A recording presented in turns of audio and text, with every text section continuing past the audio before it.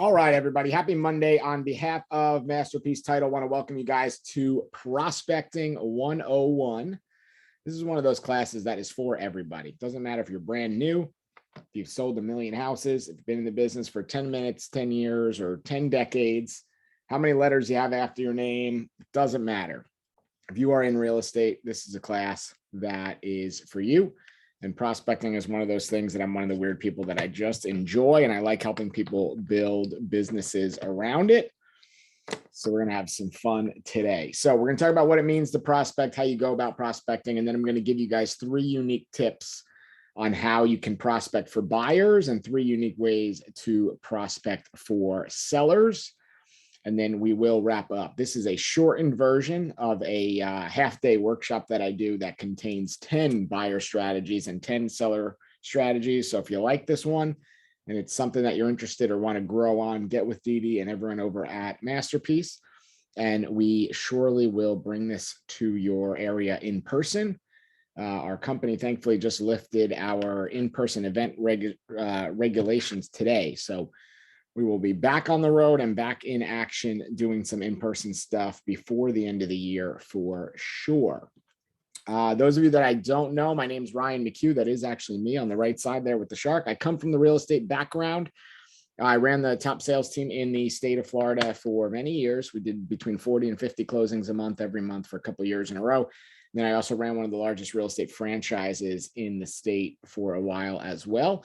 Now, all I do is work with Masterpiece and all of our title companies throughout the state to help you guys grow your business. So all I ask is if you're on this class, you learn something today that you turn into business or you get a solid lead out of it, give us the at-bat to earn the title business from the class today. And I am confident that we will be able to deliver the service and everything you need to be able to keep that relationship going. That is my only title pitch for the day. Nice and easy, nice and simple. And without further ado, let's dive in. Prospecting 101, the class that everyone needs. So what does it mean to prospect? Type in the chat. What does it mean to prospect to you? When I say the word prospect, besides wanting to throw up or curl up in a ball in the corner and cry, what do you think of when I say the word prospecting? What does it mean to you? If I asked you, what does it mean to prospect? What would you say? Jay says making contact with people you know or you don't know. Anyone else? No wrong answers here. Come on. All right, making contact with people you know or that you don't know. So prospect, let's talk about the actual definition of the word. Searching for mineral deposits in a place, especially by the means of experimental drilling and excavation, or more simply, to look out for, to search for.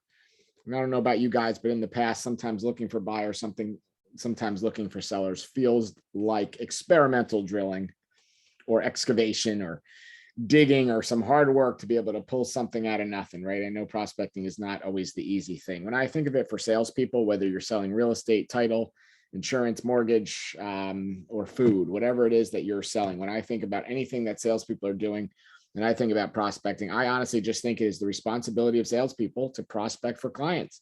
It's part of our job, right? You either are on the customer service side, which means the clients are already here and you're helping them, or you're on the sales side, which means you're trying to generate new clients and generate new business. So this is one of those things that we should be doing every single day. And I know you've heard that since the day you got your license, probably even before that, but it's still something that real estate agents struggle to master. So I'm hoping to shed some light on that today and give you some ideas that you can put in action so that when you leave here, you can take some action, you can do one of these strategies, and you can turn it into some more business. So this is the history of prospecting, right? It boomed in the late 1800s, the early 1900s, when we started finding things like gold and oil and fossil fuel and natural resources and all that fun stuff that comes from the ground, right? Prospecting blew up, and then it's died off in more recent ages. And guess what? It's the same thing with real estate agents, right? Right when people started buying and selling and trading houses, way back when, everybody had to actually prospect to get real estate business, right? We had to knock on doors, maybe make phone calls if phones were even around then. We had to stand in the middle of County Square and yell out what we were looking for and talk to everybody we knew. We had to actually prospect to generate business, right? Real estate lately, however, has seen a decline in that. People will do anything they possibly can to not prospect, to not make calls, to not get out there and look for new business. And it's no wonder that real estate agents have the highest failure rate of any business, because we're not willing to do the basic activity. We're not willing to prospect. So hopefully we're going to change that today. But the truth is, a healthy real estate business is always going to be prospecting based and marketing enhanced. A lot of people start with the marketing and then try to add prospecting, or they start with spending money and then try to go backwards to prospect.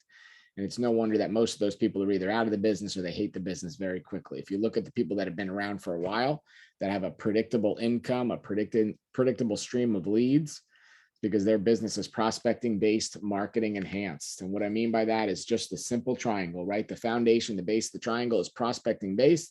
If you're doing a good job prospecting, you're building systems, you're building habits, you're actually able to service clients consistently. Then you add in some marketing, and it's like rocket fuel, right? It blows up, it gets bigger quickly. And then as you start making some money, you add in some paid lead sources, and you put 8, 9, 10, 11, 12% of whatever you earn back into your business in the form of lead generation. You have a healthy business, prospecting based, marketing enhanced, with some paid sprinkled on top. What most people do when they get in the business is they try to build the business like this, marketing based. They start a Facebook, they start an Instagram, they start a website, they start a blog, they get business cards and flyers and print and logos. And 6 months in, they've spent a bunch of money, they've spent a bunch of time, and they haven't earned anything, they haven't done anything, they haven't sold anything. So then they say, I'll just pay for some leads, right? So they add the paid lead sources in, and then usually they fall even harder. And by that time, they hate the business. And then when they try to get the prospecting, they're already either angry or they're out of money and they're already out. So sure, 1%, 2% can stand on the tip of the triangle and make it work, right? But most people, they need that prospecting-based, marketing enhanced business to work. And I can't stress that enough. No matter if you're building a business that's trying to do one deal a year, one deal a quarter, one a month, one a week, one a day, whatever it might be, business has to be prospecting based to actually get you there and to actually make it work. So let's talk about some unique ways to prospect for buyers, and then we'll hit sellers after. One of the first strategies I want to give you, I want you to work on, is think about holding a FSBO open house. So the reason I go to this one first is more of a unique strategy. Is the open houses are pretty standard, right? They've been around for years. Over the last 2 years, there's been numerous struggles with open houses. First, we had the COVID, right? So some people just couldn't do open houses, or weren't willing to, or weren't even able to, depending on your area, right? Depending on where you are. Some areas were more strict than others. Then we have the standard problem where agents say, well, I don't have any listings, so I'm not going to do an open house on someone else's listing. Right. And usually only about 20% of the real estate board ever carries all the listings. It's pretty much an 80-20 rule, like anything else. 80% of the business is done by the top 20%. So we hear people say all the time, I don't have any listings. How am I going to do an open house? So then we say, oh, just reach out to your team or your broker. And then they might say, well, I'm a small team or a small broker. My broker's virtual or all over, or whatever. And I can't get any open house opportunities, or it's too much work. All right. Then they finally get one, right? The listing agent has a listing that's been sitting around for a little while, and they give the opportunity to someone to do the open house. And then it sells on Wednesday or Thursday. And the seller says, you know what? I don't really want to do an open house. I don't want to clean. I don't want to get the kids and the dogs out. And if I do, I don't really want someone else in my house. So it's either you, the listing agent, hoping for backups, or it's no one. So they get discouraged. But the opportunity is in the FSBO open houses, right? There's an opportunity available every single day. And it really doesn't matter if you have listings or not. You could do one every day, multiple a day, multiple a week, because it is a great opportunity. As long as you create a simple system that you can repeat it, that you can scale it, that you can do it every week. As long as you want to work, or as long as you want to do open houses, you can do it. And then on the day of the open house, if you turn this thing into a big event that people want to come to, something that people want to find, kind of like maybe your favorite food truck or restaurant, right? People want to go, they want to come, they want to check out the house, they want to meet you, they want to hang out with you, and they want to get knowledge. They want to be able to ask open questions in a, pretty much a stress-free environment. So this is one of the best ways to prospect for buyers and really turn these into solid deals and a solid source of business. So here's how you do it. You jump on Zillow, right? And in Zillow, there's the little search bar, the buy box, and you type in your county. So whatever county you're from, you're going to type that in. And when you pop everything up, you're going to see thousands of listings, right? Whatever's available in your county, you're going to see tons of them. On the top, you're going to see a red blinking light that says for sale. When you click on that, it's going to give you 3 options. It's going to say for sale, for rent, or sold. And you're going to pick for sale. And then it's going to open up another option menu. And in there, there's going to be a bunch. The top one's going to say by agent. Then it's going to say new construction, then foreclosure, then pre-foreclosure, then short sale, then open house, all these other things. And you're going to finally find the one that says buy owner. You're going to select buy owner, and you're going to unselect or deselect all the other ones. So it filters you down to just buy owner, and you're going to have a couple hundred. Right. I looked today in my area, there was about 275. And I know in different counties at different times, there's different amounts, but you're going to see a bunch of them no matter where you're at. You're going to see a bunch of them, right? Most people stop here. Then they get their list. They click on the first property. They scroll down a bit and it says this property is listed by owner. Contact them here. Here's their phone number and you can reach out. You can hit them right there. Some people take it to the next step. They go to the tax records or the property appraiser. They get their name, try to do a little research, see when they bought it. Some people go even further. They plug that information into our app and see, okay, if the house is worth 350 now, you know, and they owe 125, what are they going to clear? They'll do the seller closing cost calculator in our app and find out they're going to clear, I don't know, 110,000. They use that, you know, for some knowledge, for some advantage. But my favorite step is the next one. There's a filter that says more. And when you click on more, you can see ones that have tours, and tours are like, is it digital? Is it virtual? And one of the tours you can click on is open house, which means they have an open house. So now you're looking for FSBOs, right? And you're finding the ones that already have open houses. And most people say, why am I doing that if I want to have the open house? Here's why. On FSBO Friday, every Friday, you call all of those FSBOs that have an open house coming up this weekend. So if you look today on Monday, there's probably going to be none, or maybe one or two, because people are kind of lazy and they start doing the stuff later in the week or decide, you know, Thursday, Friday that they're actually going to do it. So you're probably not going to have a ton of luck if you do it today on a Monday. But if you do it on a Friday, you'll see a guarantee of at least 5 or 6. In some places, you'll see 10, 20, 50, or 100 that are doing open houses this week. And you're going to call every single one of them, no matter the price point, the area, what the house looks like, what the pictures look like, what the marketing looks like, what it says in the description, right? You're going to call all them Friday and just say, hey, Joe Smith, it's Ryan over at XYZ Realty. I saw that you're doing an open house this weekend, 11 to 2. Wanted to make sure that's still on, and just kind of open that relationship and say, you know, I'm going to try and stop by. I have a buyer that might be interested in the area, or I want to scope it out. So if I have anyone that does, you know, want to buy something, but they're not looking on the market, or they're trying to find something different, get the opportunity. And whether or not you stop by on the weekend, honestly, it doesn't matter. Where the gold is, where the money is, where you turn this into a solid prospecting resource and appointments, is the Monday follow-up call. So you call them Monday and you say, hey, Joe Smith, it's Ryan over at XYZ Realty. We chatted Friday, and I know you had an open house this weekend. Just wanted to chat, see how it went. And forever in the history of making these calls, I don't know, for probably over 10 years now, I've only heard 2 responses ever. One of them, the first one, is the obnoxious one. It's the one that was successful, that knows that they got one over on you, right? And they say, ha, I sold it. I didn't need you. I told you I don't need any realtors. I didn't need to spend any money. Knew I could do this myself. You guys suck. Blah, blah, blah, blah, blah. Right. And you say, great, you know, congratulations. I'm happy for you. The market's crazy. Hope you got good money. You know, do you know what you're doing on the contract end? And if they don't, or they have no idea, we would love it if you would send that over to us at Masterpiece. We would surely greatly appreciate that. But if not, and they're just a jerk and you want to get off the phone, I'm cool with it. I'm fine. Right. But here's the other response. And this is the one where you turn these things into money. The other response is they say, well, it stunk, right? I did an open house Saturday. I sat there for 3 hours. I missed little Johnny's soccer game, or little Becky's, I don't know, ballerina class, or whatever the heck people do nowadays.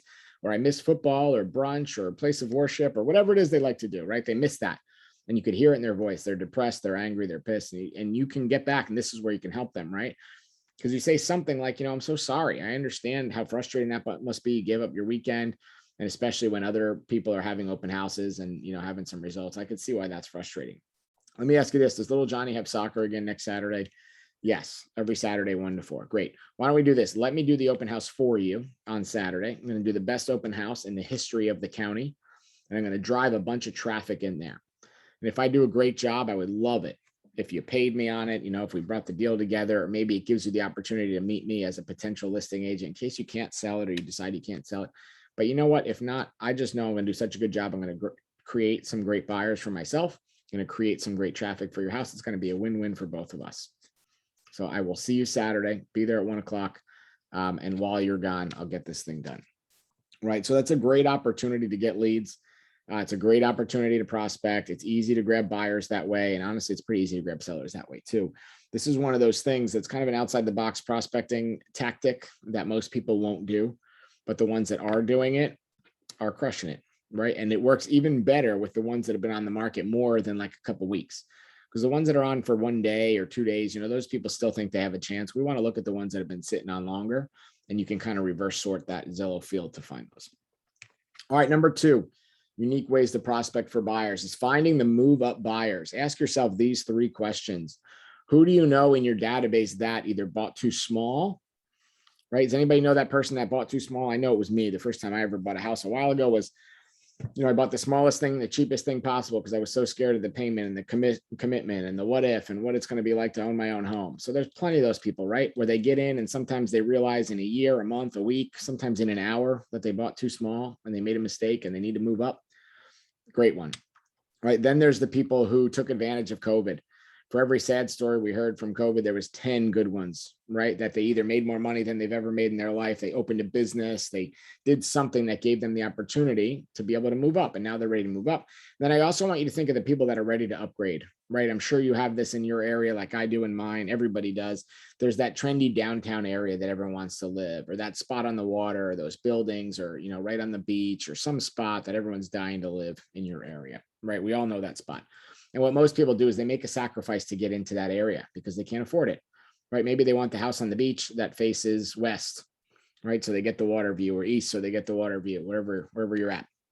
And they want a 2-bedroom facing the water, but they can't afford that. So they settle for a 1-bedroom facing the opposite way, or a 1-bedroom facing the north or the south, where they're only getting a partial view. These are the people that we want to find. The people that have bought these properties in the last 5-10 years. Because guess what? If you take their initial down payment plus the equity that they've built over the last couple of years, cash that out for them, help them sell it, and then they use that money, put it down. And because rates are so much lower now than they were in the past years, very often they're going to be able to buy the move up place for either cheaper or the same payment. And you grab 2 deals out of that, right? You get the sell, and then you get the buy on the move up. And if you do really well, you might get the buyer on the first deal and the seller on the second deal. You could put together really up to 4 deals with one strategy. So look for those people. If you don't know how to find them, first of all, think of your database, anyone you sold something to in the past. And if you don't have a database, or you're newer, or you're looking for opportunity, we have a program called Title Pro that we can connect with you and hook you up on, that you can find all the 1-bedrooms or the lofts, right? You want to look at those downtown areas where people wanted 1 bedroom, but they settled for the loft or the studio, or those beach buildings where they bought the 1-bedroom instead of the 2. Or the people that bought the 2-bedroom townhouse instead of the 3-bedroom single family because it was what they could afford. And now the market has been good to us and given us an opportunity to buy something else. So we want to hunt for those move up buyers. Number 3, you want to think about converting renters now. If you're looking for prospecting ideas, converting renters right this second is one of the best things you can do. Florida is one of the most transient states out there. Actually, I think it is the most transient state out there. About 40% of our state rents, which is a huge opportunity. Now, not everyone is renting because they have a sad story or something bad that happened to them, or a reason or a result or an excuse or whatever. Some of them are renting because they just don't know. And that education opportunity is our opportunity to turn that into money, right? There's a lot of people out there that don't know that you don't need 20% down to buy a house, that you can buy with 0%, 3%, 3.5%, 5%. Very often you can buy with a down payment that's less than what it costs them to get into some of these new rental places, right? That require first, last, and double security, and $500 pet deposit, and deposit if you smoke, and a deposit if you have a truck, and another one if you have a motorcycle, right? Sometimes those places are 10, 12, 15 grand to get into. We know that they can buy something cheaper than that. So we got to think where our option is there. Our education is there. Also, credit score, right? Credit score is a popular one. There's plenty of people that still think you need a 750 or a 700 or an 800 to buy a house.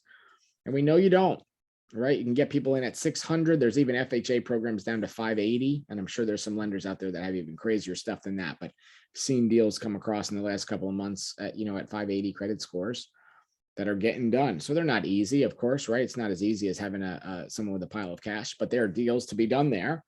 And the education to the renters is the opportunity. Sell them on the net worth.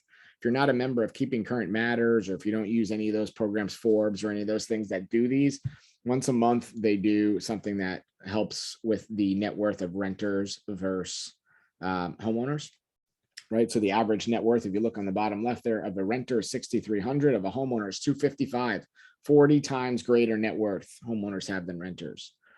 So that's something to talk to them about. And then also a lot of them, it's just the fact that they can get the same thing for cheaper, right? Very often they're in something that they could buy the exact same unit or a very similar unit, and be 40% cheaper, 30% cheaper, 20% cheaper than what they're paying in rent, and they can actually own something.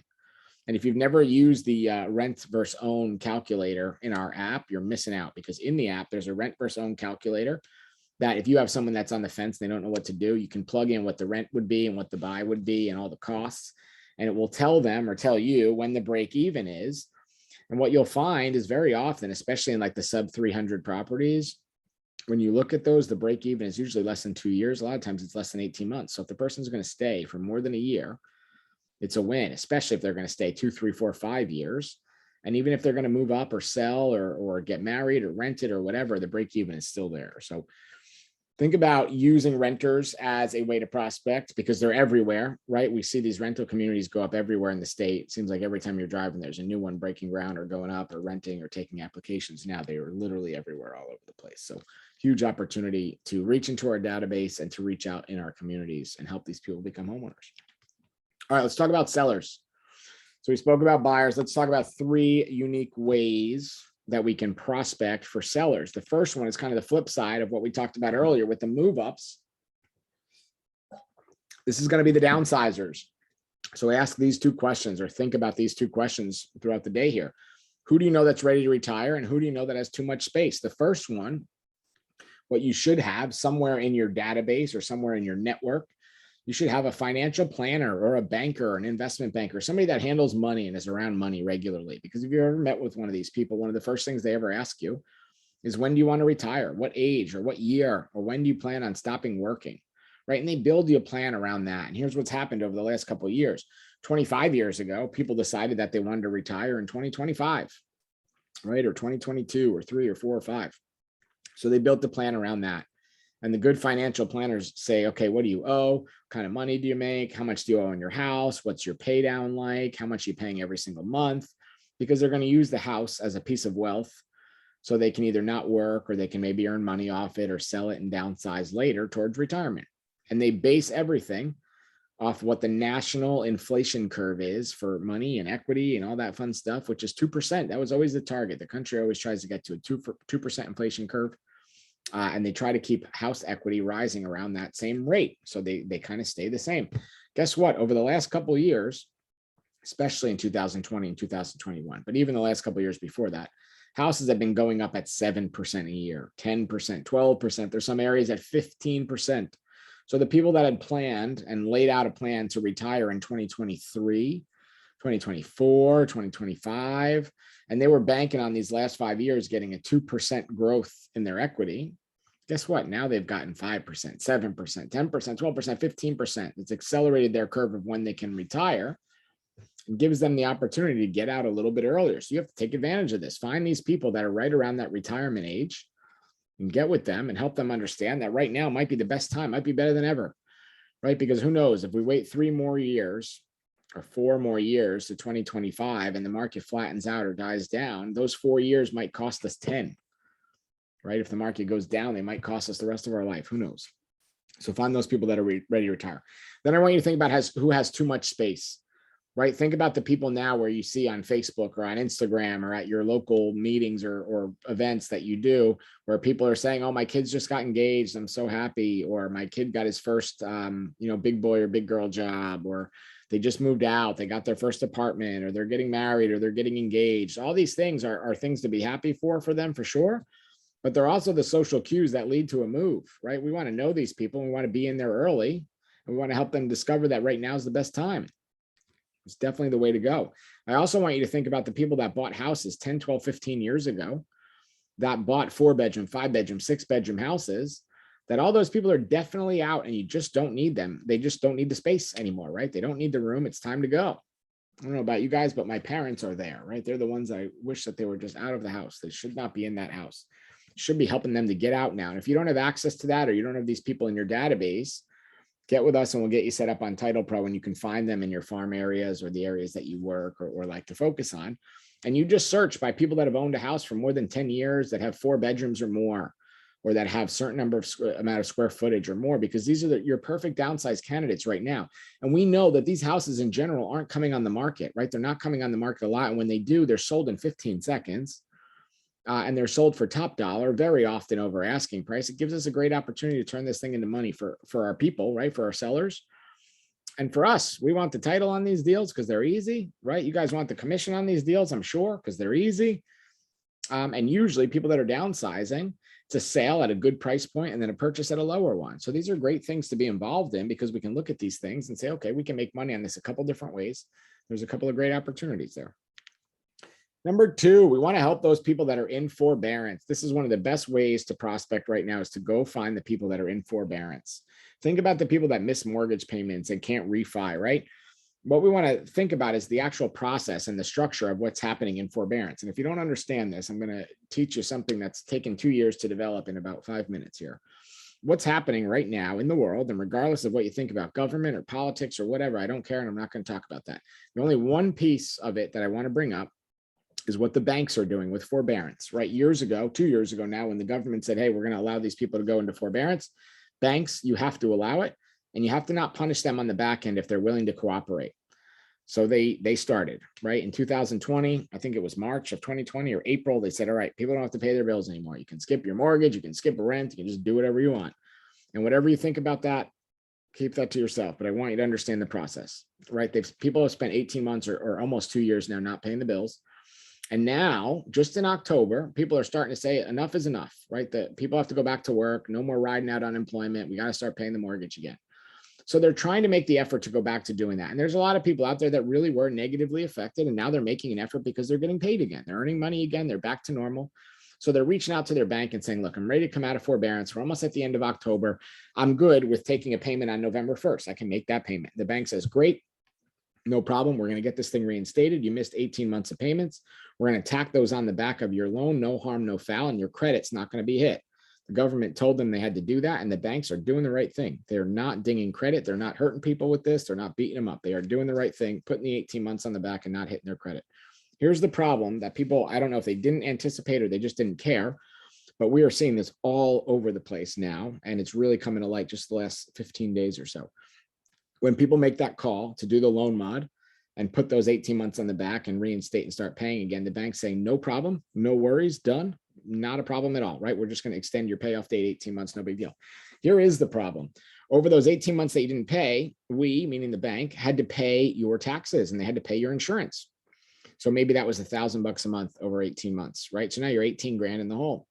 So they say, here's your options because we have a massive shortage on your escrow. Here's your options. Either you can write us a check for 18 grand, which how many people in America have, right? Probably less than 5%, I'd guess, maybe even less than that. Or we can add that $1,000 a month to your payment until we get caught up and we get escrow squared away. And no one can do that, right? If you've done a deal with a borrower recently and they're maxed out at that DTI, right? They can spend $2,000 a month and they're spending $1,997 a month. They can't add another $1,000 on there. It's impossible. Right? They can't do it on paper and they can't do it in real life. So they say back to their loan originator, can't do that. I have no option. I don't have 18 grand, right? I haven't saved any money or done anything over the last 2 years. And I can't afford another $1,000 a month in payment. I only make X dollars. I don't make X plus 1,000. I just can't afford that. And the bank says, well, I'm sorry, you don't really have any other options. Let us know in the next 30 days what you want to do. We'll keep you in forbearance until you figure it out. So they get off the phone and they call you, their agent, or they call their favorite lender and they're on the hunt for a lender, right? They're looking for someone that's going to refi them. So maybe you connect them, or maybe they already have a lender and they hit that person. They say, hey, I'm looking to refi. The lender says, great. Just got to ask a couple questions. What's your name? What's your address? What's your social? How long have you lived at your current address? Are you working? Yes, yes, yes, yes, yes. All these questions are good. And they say, great, just send me the last 2 years of your payments. We can get this thing closed out. We'll send it over to Masterpiece to close the refi and we'll get this thing closed out in 2 weeks, maybe 3, worst case scenario. And the person says, well, wait, I haven't paid in 2 years. And the lender says, well, sorry, not what we can do, right? Because unless it's some crazy private portfolio, if you haven't paid in 2 years, you can't refi. If you've been late more than one time in 2 years, you can't refi. You just have no options. The lender's just out of luck, right? So they're done. So what do? They call us, right? They find us, or they try to track us down, or they just let the house sit there. They get Liz pendants, they go to foreclosure eventually, and they're done. So right now the state is months backed up on these, right? Probably even years, to be honest with you, but they say that they're about 3 months backed up and that some of these things are going to start coming to light in December. So we need to get ahead of this curve because there's a lot of options and there's a lot of people that we can help. Back in 2008, we really couldn't help the people. We were, right? We could short sale, but we weren't helping the people end up positive. If someone bought a house 2 years ago, 5 years ago now, and they did 2 years of forbearance, guess what? They have equity. They could sell the house and be in the black. And 3 days after the thing closes and everything gets recorded, they could be back in your car as a buyer that likely has a stack of cash because they sold their house for some real equity. So we need to find these people. But here's the problem. The list is not public. There's no list you can buy. You can't come up with some creative spot to get it for you, because until that information either goes to Liz Pendants or gets out of forbearance, it's not allowed to be public, right? So this is where you got to put your boots on and go to work. You either need to ask your database and have these conversations with people, or run ads saying, did you miss a payment in whatever town you live in? We can help. Or make videos, right? Saying if you've missed a payment or been late on any payments or been in forbearance over the last 2 years, reach out to us, we can help.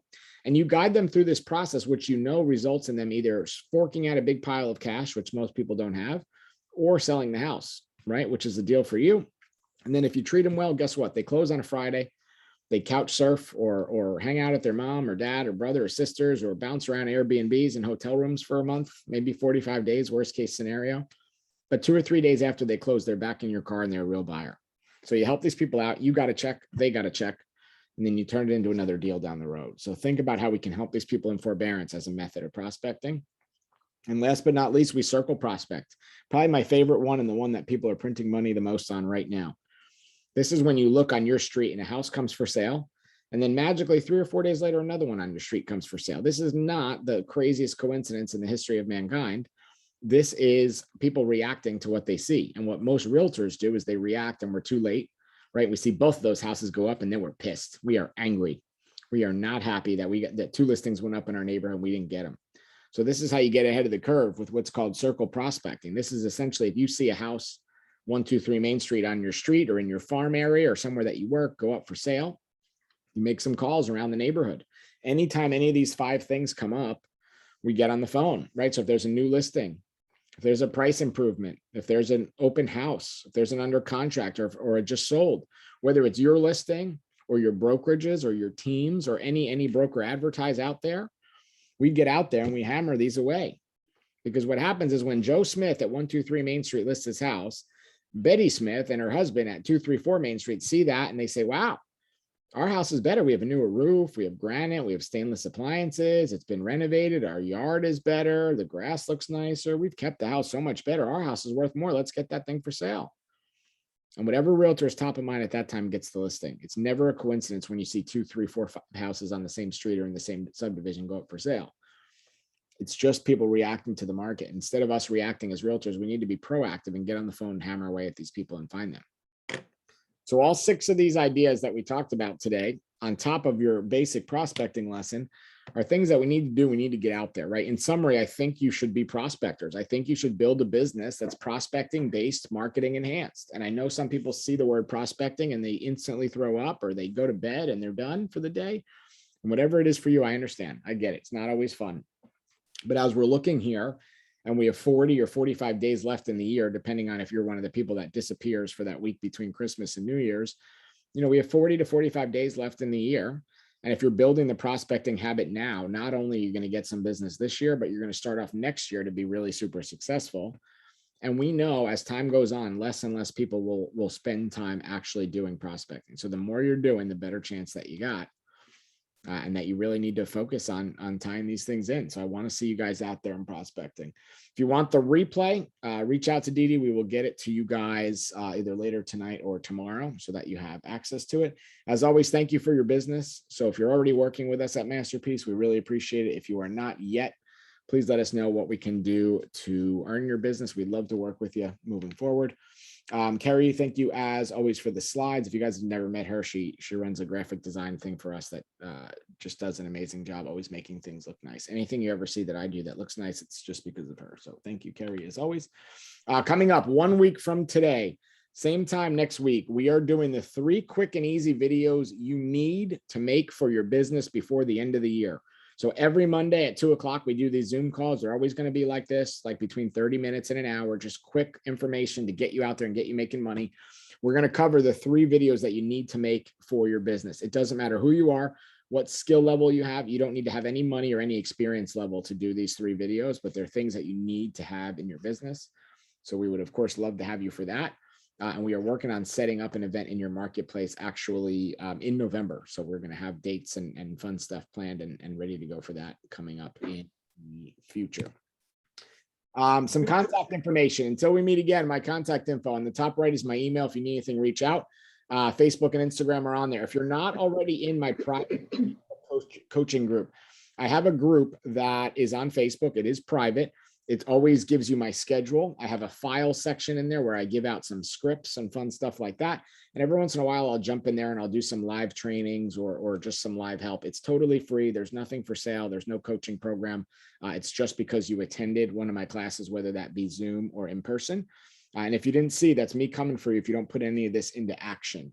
So if you guys have any questions, I will stay and hang out. If not, you are free to go. I hope to see you every week on Zoom on Monday and in person as we come back to in-person events. Thanks, guys.